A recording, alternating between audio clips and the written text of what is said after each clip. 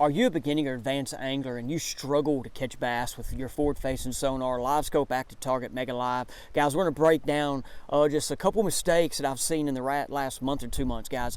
My biggest part of my guide business is the on-water lessons that we do offshore fishing and catch, and then the forward-facing sonar kind of goes in, or it's just straight Livescope lesson.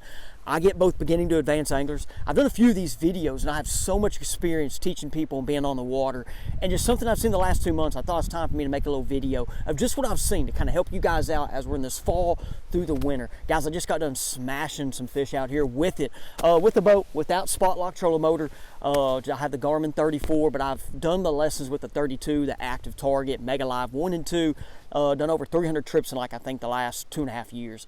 But guys, let's go to these 3 mistakes. I'm also, and I say mistakes, kind of tips to help you out. That's more what it is. Like, I'm going to share this, like, hey, this is the mistake, then how to help you out. And then through that, we're going to go on the water as well. If I can get my recording going, I'm going to get on the water, kind of go through that as well. The first one, guys, is not using it and selling out. So me, back in 2000, kind of 21, 22, and then when I went full-time 22, I kind of got in this mode of where, like, my mindset was, like, I'm going to go catch every bass with it, okay? Like that's part of it. And then so, like, you kind of get there, like, a lot of guys will go use it, and you're going to, you know, fish with it for an hour, then go back to what you know. And guys, there's a little bit of getting out of your comfort zone. There's a little bit of going out and checking this thing out. And one of the things, like, if you're a beginning angler, you don't have much history. But if you're an advanced angler, you have all this history in the world. And there'll be times where, like, I fish with people, and they will go make cast while we're on the lesson. And I'm like, nah, dude, no. We're going to watch our lure. We're going to throw at a piece of cover we think there's fish in, or fish that we are seeing. We're not going to make no more random casts. So to get better at it, you got to throw. Now, it's not always about watching fish eat your lure. Like I teach people, it is knowing your bait's in the zone, okay, and you're working your bait. Like, it's gotten colder, and that A-rig is one bait that's going to be good to learn on. You can see that thing well. It draws fish. They might not always eat it, but like summer-wise, we can see fish throw a worm. You see your worm splash, go down, you can just fish, you know, like, you don't got to watch them eat your worm. But right now, one of the things is, hey, like throw your lure out, watch it, and know you're in the zone. Let's go on the water. So one of the things I noticed, like, in the past few weeks with my people that's gone with me, and it's something it takes a lot of practice. It's control of the boat, and then at the same time, you're watching your lure, and it always don't got to be watching it the whole time. But to get really good at this, you got to know that you're in the strike zone, but we got to first see this thing. And I have my screen out right now at 100 feet. Hopefully this is working, my recording's well.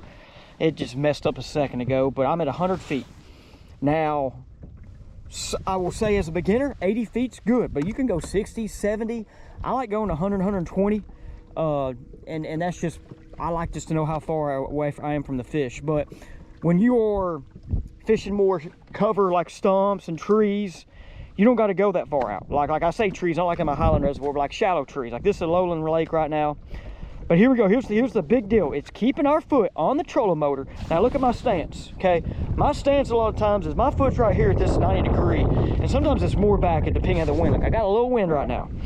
I'm with a trolling motor that's not spot lock, okay? And remember, I haven't even said this yet. I prefer my dude on the trolling motor at all times. If I had an unlimited budget, let me stop this.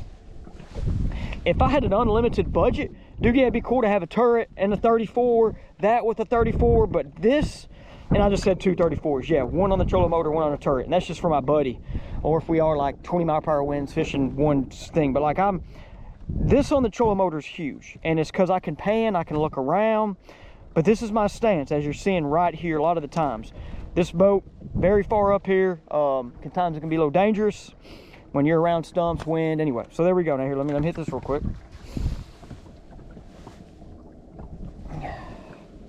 One, two. Okay, but here's the big deal. We're going to try to find our lure. And look, I know I'm going to throw it right away and find it.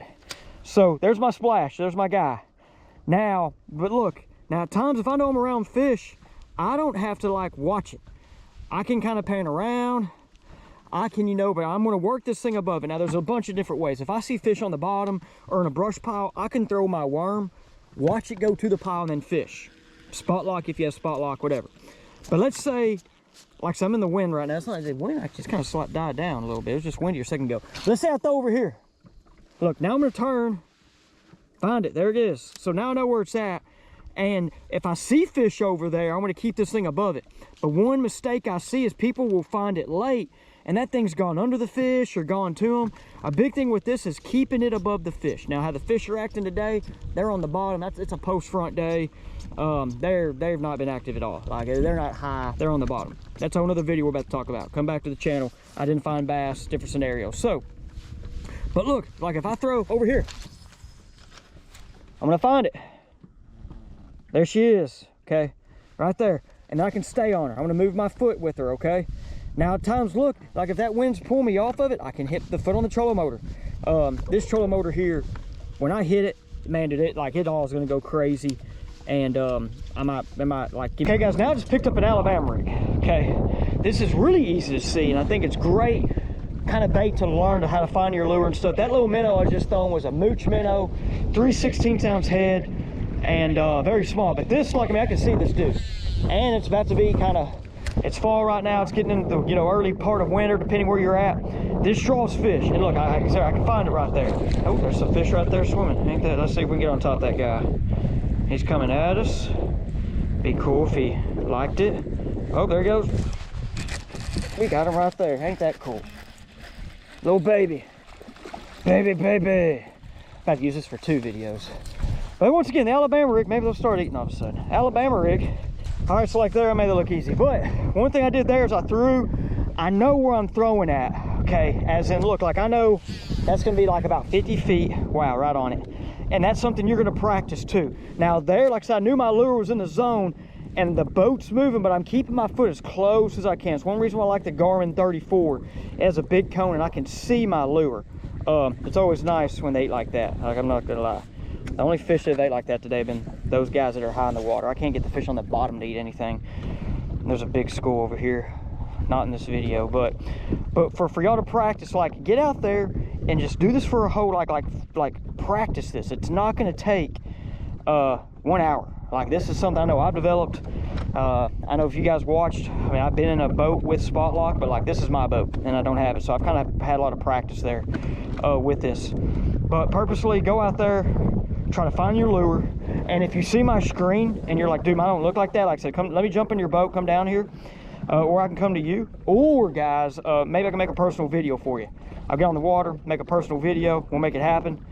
Okay, the next one, now this is something that I've seen a lot and I've never talked about in a video. I might have talked about some comments before, people asking, but it's, you watch a YouTube video of somebody sharing their settings, and there's so many settings videos out there, and then you do your settings in it, and then it still don't look right, and then it's all jacked up, and then you don't know how to get out of the settings, and then you don't know how to position your transducer.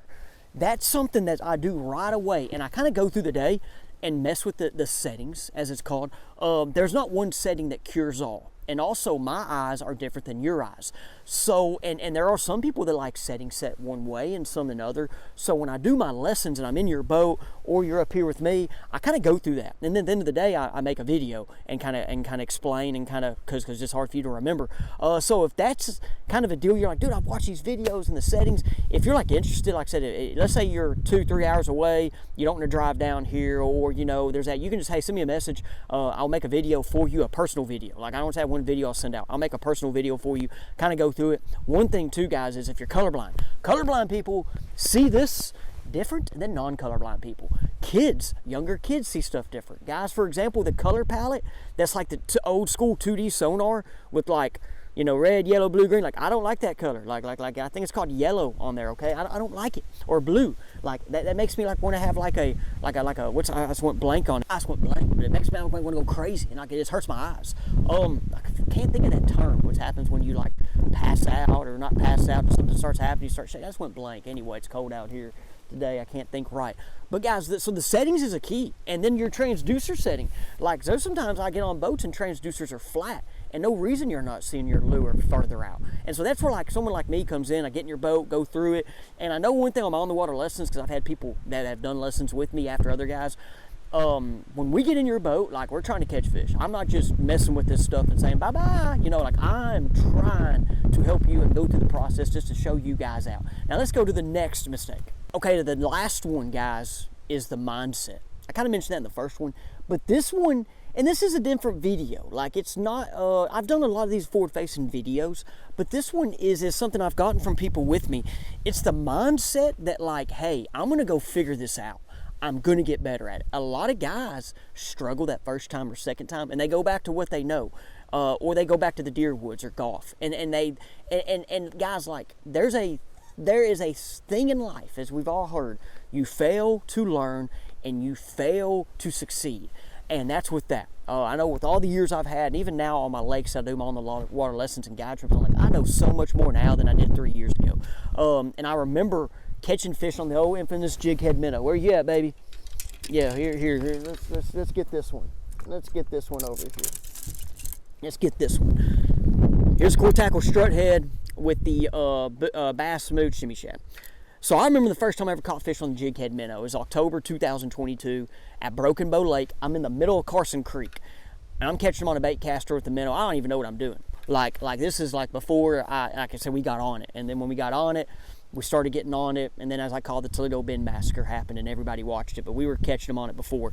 But like I was doing a bait caster, and like I did a lot of felling that fall to learn, and that's where you are. That's part of fishing. That is part of fishing. Like I said, this machine back here is not a end-all be-all, but it can help you be more efficient. It can teach you a lot about the lakes and your fish if you let it, but that goes to your mindset. You got to let it help you. You got to let it and kind of go into it. Like I said, there's so many different ways to use it. It's not all about going in the middle of a creek and throwing at one fish. That's why I love to target fish on the bottom. These schools will get on the bottom. Today I can't catch them on the bottom. The ones I'm catching are suspended. But you got to also go by the day and just not be hard-headed and let the fish tell you what they want. They want an Alabama rig today. I've caught more fish on the A rig today than I have in a long time. Well, yeah, because I haven't been throwing it, but like, they don't want. I got the core tackle one. Look, I got the queen, the queen tackle with the baby Z2. Like they don't want these. They want that A rig today. So don't be hard-headed, and that goes with that is let it teach you. You use it to learn. Like I said, if you have any more information, guys, send me a message on my on the water lessons, my guide trips. Like I said, I just want to kind of make that real quick to kind of help you guys out. I have so many other videos, and I have a playlist with electronic footage videos, but I got a lot of live. I might need to make just a Livescope video one. But anyway, guys, appreciate you. Thank you for watching the Fish Coach YouTube channel. Now let's go to the Faith Juice segment. Guys, welcome to the Faith Juice segment. We have had a lot of rain. Finally, we've had some rain. Very thankful for it. Curious what's going to do to the fish. I'm going to be on the water tomorrow on the water lesson with helping find productive areas and do some forward facing as well, guys. Welcome to the Faith Juice segment already.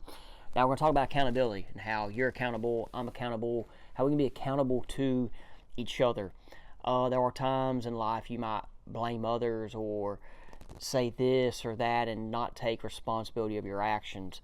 And when it comes down to you. And even I kept myself caught up in this at times, okay?